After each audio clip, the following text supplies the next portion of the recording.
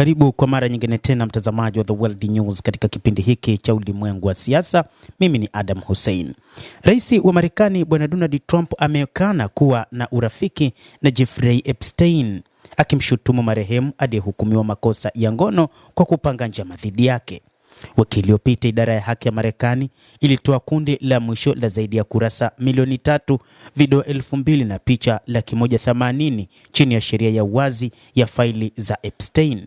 Sheria iliyotiwa saini na Donald Trump mwezi Novemba na kulazimisha shirika hilo kuchapisha data inayohusishwa na uchunguzi wa jinai wa shirikisho kuhusu mfadhili huyo aliyefedheheshwa. Jina la rais wa Marekani limetajwa kwenye faili angalau mara 3000. Hati hizo pia zinaonyesha kuwa Epstein, ambaye alikufa katika jela ya New York mnamo mwaka 2019 wakati kingojea kesi ya mashtaka ya biashara ya ngono, alikuwa na mawasiliano na watu mashuhuri wa Amerika, akiwemo rais wa zamani Bill Clinton na mabilionea Bill Gates na Elon Musk. Trump aliandika kwenye jukwaa lake la Truth Social mnamo Jumatatu kwamba sio tu kwamba sikuwa na urafiki na Jeffrey Epstein, lakini kulingana na habari ambayo imetolewa hivi punde na idara ya haki, Epstein na mwandishi wa Sleazeberg mwongo anaitwa Michael Wolff walikula njama ili kunidhuru mimi na uraisi wangu, anasema rais wa Marekani Donald Trump, huku akisema kwamba sikuwa na urafiki kabisa na bwana Jeffrey Epstein.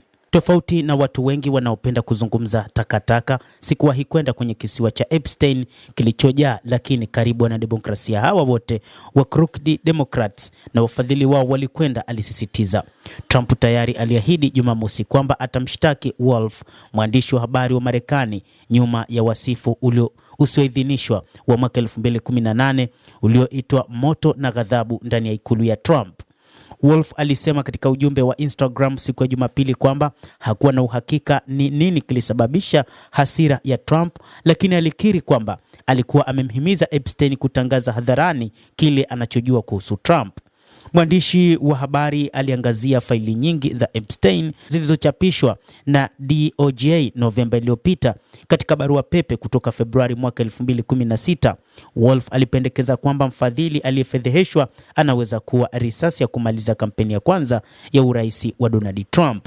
Hii ndio sababu ya Trump kutaka kumshtaki mwandishi huyo. DOJ ilitanguliza taarifa yake ya hivi punde ikisema barua pepe hizo hazikuonyesha maoni yoyote kutoka kwa Epstein kwamba Trump amefanya jambo lolote la jinai au alikuwa na mawasiliano yoyote yasiyofaa na wahasiriwa wake. Kulingana na shirika hilo, barua pepe hizo badala yake zinaonyesha mkosaji wa ngono aliyepatikana na hatia mara kwa mara, akimdharau rais, akimuita mpumbavu na kutilia shaka utimamu wake wa akili. Endelea kutufuatilia mtazamaji, na nikusihi usisahau kulike, usisahau kucomment, kadhalika kusubscribe channel yetu hii ili upate habari hizi kwa mapana kupitia The World News. Mimi ni Adam Hussein, endelea kuwa nasi wakati wote, endelea kutufuatilia uyajue mengi yanayojiri katika ulimwengu.